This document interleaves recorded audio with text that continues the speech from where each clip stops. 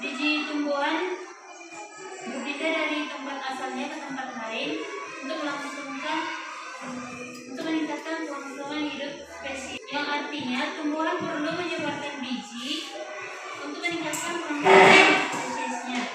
Biji yang tersebar jauh dari induknya lalu tumbuh di tempat lain dapat terhindar dari penyakit yang ditularkan oleh induknya. Penyebaran biji dapat dilakukan melalui beberapa cara. Yang pertama itu ada hidroponi. Namanya 1/2 boleh ya.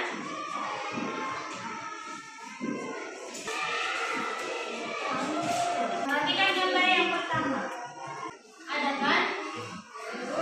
Yang pertama ini contoh dari penyebaran biji melalui bantuan air ya, atau hidroponi. Hidroponi ini yaitu penyebaran biji melalui bantuan air. Biasanya terjadi pada tumbuhan yang hidup di dekat pantai, danau atau sungai. Kira-kira apa saja contoh tanaman yang menyebar melalui hidroponi? Apalagi?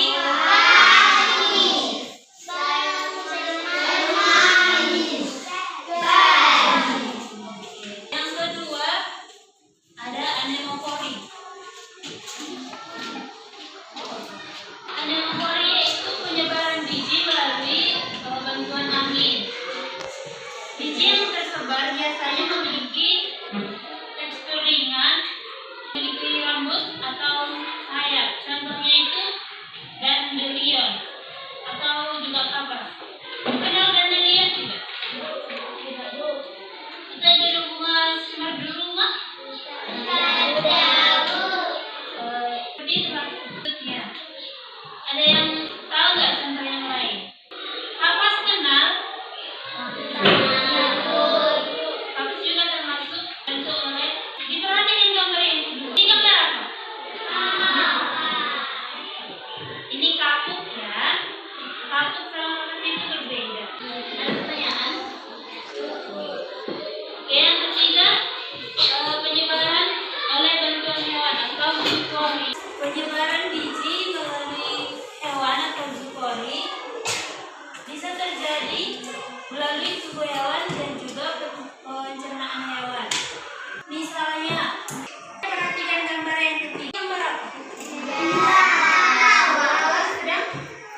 Iya.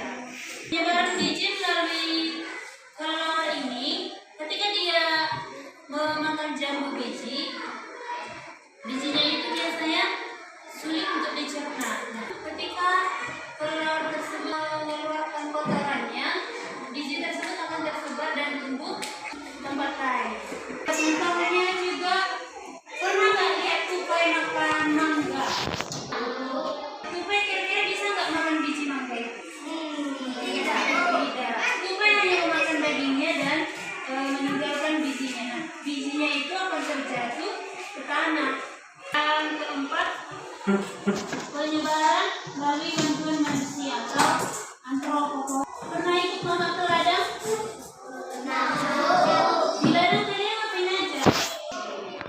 Di ladang biasanya mama itu tanam jagung, tanam cabai, pisang. Oke, kalau tanam jagung, apa aja yang ditanam? Oke, ini salah satunya tadi penyebaran biji melalui bantuan manusia, yaitu melalui pertanian. Contohnya itu tadi menanam jagung.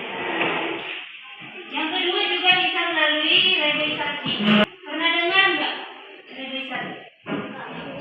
Oke, ketika ada hutan gundul, biar nggak rusak hutannya, kita tanam kembali dengan pohon yang baru, tanaman yang baru. Kalau nanam padi, kira-kira apa yang ditanam? Bijinya diapain? Bijinya disemai dulu. Setelah tumbuh beberapa bulan baru disebar. Yang terakhir ada autopori. Penyebaran melalui tumbuhan itu sendiri. Autopori ini bisa terjadi jika ada tekanan pada buah atau menyebarkan bijinya. Contohnya ini kacang polong. Ibu bikin simulasi cara penyebaran biji kacang polong. Kita anggap ini sebagai kulit kacang polong tadi ya, terakhir. Nah, ini biji yang ada di dalam kacang tersebut. Kacang ini makin hari semakin tua karena terpapar sinar matahari.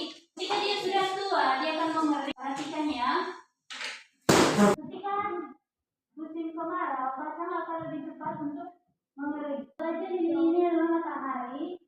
Nah, ketika kacang ini lama di